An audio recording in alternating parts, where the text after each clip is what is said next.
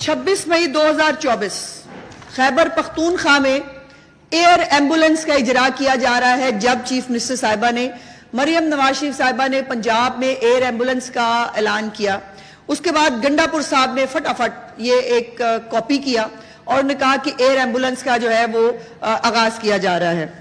और उससे पिछली हुकूमत में जब महमूद खान साहब थे, सीएम केपीके ने अपना हेलीकॉप्टर अमदादी सरगर्मियों के लिए जो है वो दे दिया है। ये हेलीकॉप्टर कहां थे ये भी मैं आपको बताती हूं अभी। उसके बाद ये जो ये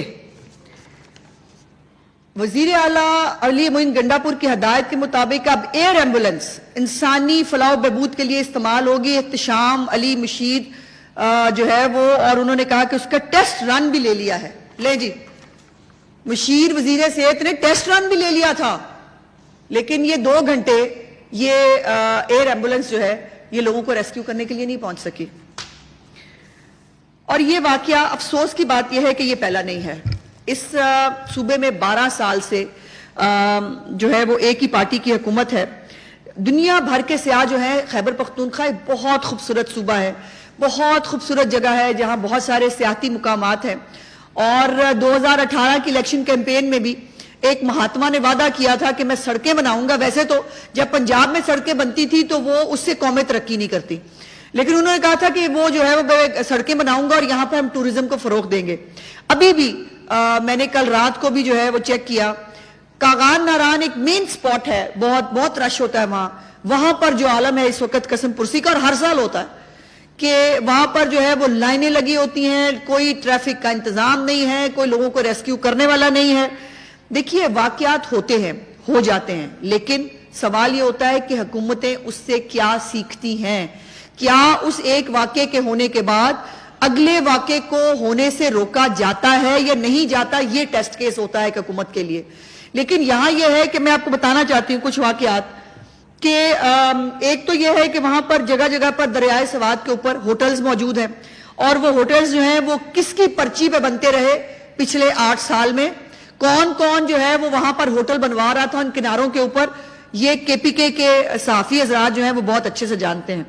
फिर यह है कि जो भी ऐसा सियाती मुकाम होता है वहां पर रेस्क्यू 112 जरूर होती है, लाइफ जो है वो तैराकी के इंतजामात होते हैं, हंगामी जो है इमदाद होती है, बोट्स जो हैं वो वहां पर रखी जाती है ताकि खुदा न खास्ता कोई ऐसा वाकया हो तो फौरी तौर पर जो है वो लोगों को इमदाद पहुंचा सके।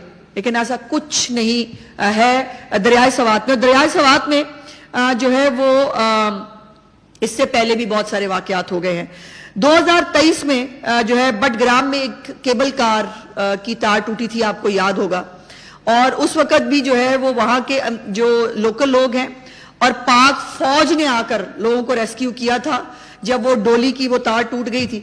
और जब हम ये कहते हैं कि अभी तक खैबर पख्तूनख्वा के अंदर जो अरबों रुपए हैं, ना वो सड़कों पे लग रहे हैं, ना वो सियाती मुकामात पे लग रहे हैं, ना वो अस्पतालों पे लग रहे हैं, ना वो जो है वो किसी स्कूल पे लग रहे हैं। इन्होंने अपनी, आपको याद है जब हमने अपनी 1 ईयर की जो है वो परफॉर्मेंस रिपोर्ट जारी की थी तो एक मुकाबले में इन्होंने भी की थी। इन्होंने कहा हम तलीम कार्ड ला रहे हैं, आपकी इतला के लिए तलीम कार्ड के ऊपर खैबर पख्तूनख्वा ने 1 रुपया नहीं रखा, मीनिंग देयर बाय कि वो भी फ्रॉड है, वो भी झूठ है। और वैसे बाद उन्होंने खुद ही कहा था हम 27 में शुरू करेंगे, तो कौन जीता है तेरी जुल्फ के सर होने तक, ये वो आलम है।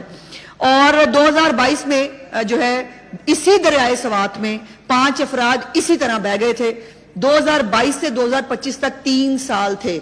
3 साल के अंदर जो है वो दरियाए सवात के इर्द गिर्द कोई तो एक इदारा, कोई तो एक कैंप, कोई तो एक जगह जो है वो बनाई जा सकती थी, नहीं हुई।